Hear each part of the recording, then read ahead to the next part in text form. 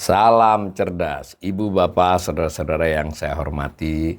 Sesi membacakan cuitan saya, Awalil Rizky, di platform X kali ini akan membacakan beberapa cuitan, tapi nanti sebagian cuitan hanya saya perlihatkan sekilas, karena cuitan ini berhubungan satu dengan yang lain. Cuitan tersebut adalah terkait dengan catatan tentang posisi ekspor impor jasa transportasi. Jadi kita dalam kanal ini sudah berkali-kali menjelaskan catatan tentang transaksi internasional penduduk Indonesia dengan bukan penduduk. Penduduk itu artinya pemerintah, individu maupun swasta. Penduduk Indonesia dengan non-penduduk itu dicatat dalam neraca pembayaran Indonesia. Jadi yang masuk dan yang keluar, baik itu berdagang maupun utang piutang dan investasi.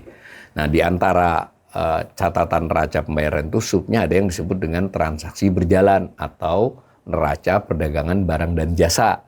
Ya, sama itu ekspor dan impor jadinya kan. Tapi barang dan jasa bukan hanya barang. Nah, di antara jasa itu ada yang disebut dengan jasa-jasa ya, 12 macam jasa. Salah satu yang nilainya besar itu adalah jasa transportasi. Nah, gitu.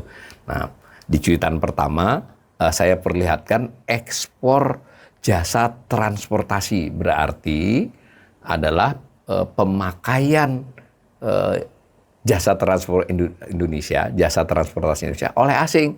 Jadi misalnya naik maskapai Indonesia, Garuda, atau mungkin pakai kapal Felni atau kapal perusahaan swasta Indonesia dipakai untuk hal yang bersifat transaksi internasional ya, ekspor impor. Kalau tadi penumpang ya, dia bisa melewat pesawat juga ada kargo ya. Jadi jasa transportasi ini mencakup barang maupun penumpang.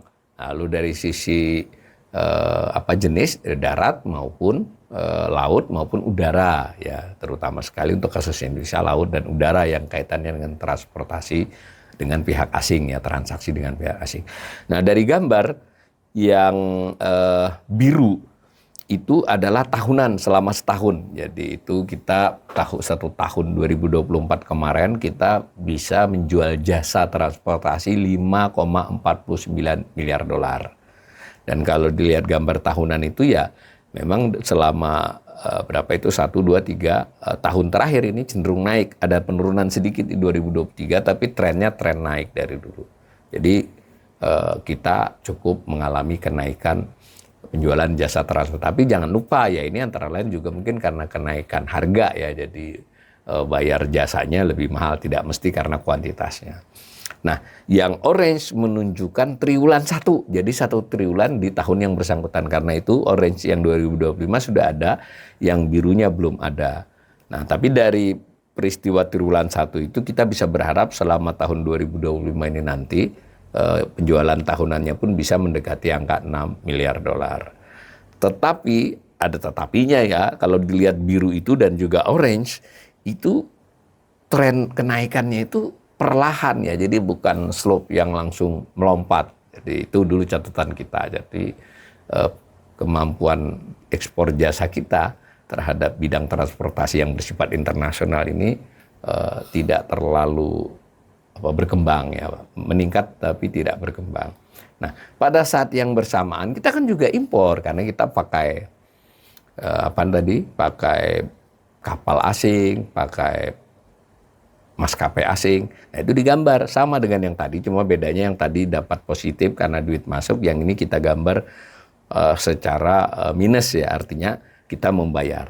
Nah, di tahun 2024 lalu kita membayar 14,33 miliar. Nah, bandingkan tadi ya, kita menerima sedikit 5, berapa tadi, ini 14,33.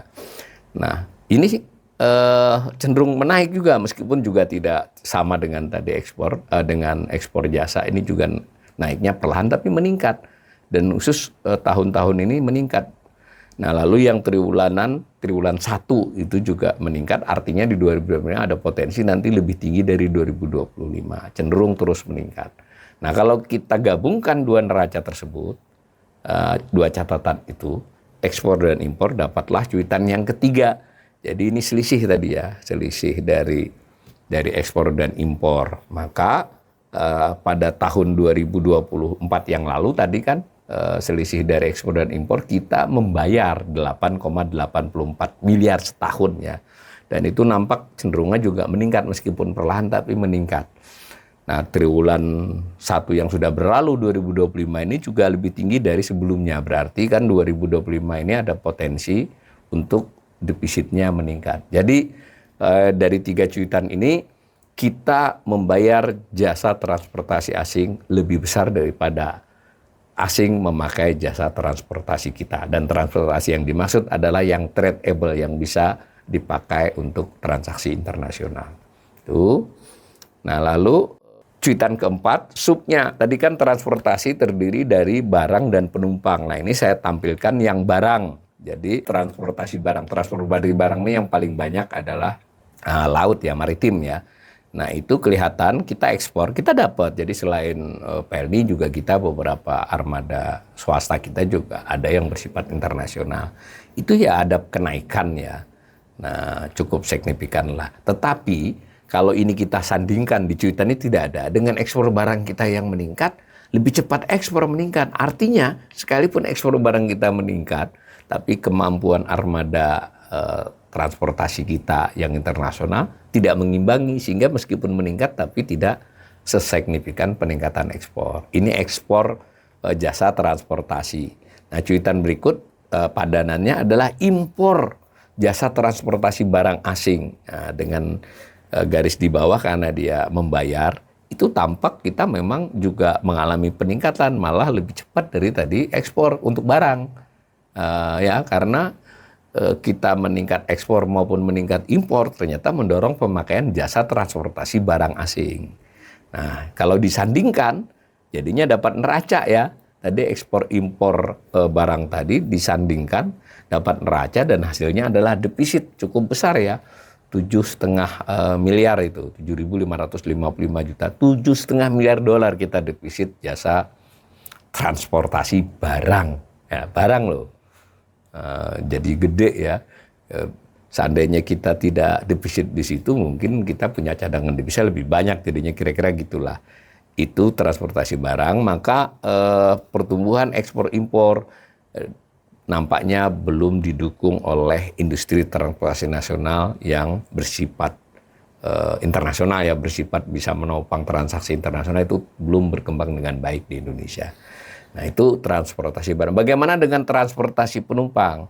Ya, keadaannya hanya sedikit lebih baik, tapi juga tidak cukup baik. Nah, antara lain ini ekspor penumpang memang meningkat ya. Tapi saya ulangi sekali lagi, belum tentu karena jumlah penumpang yang meningkat signifikan. Antara lain juga karena tiketnya naik, itu bisa salah satu penyebabnya.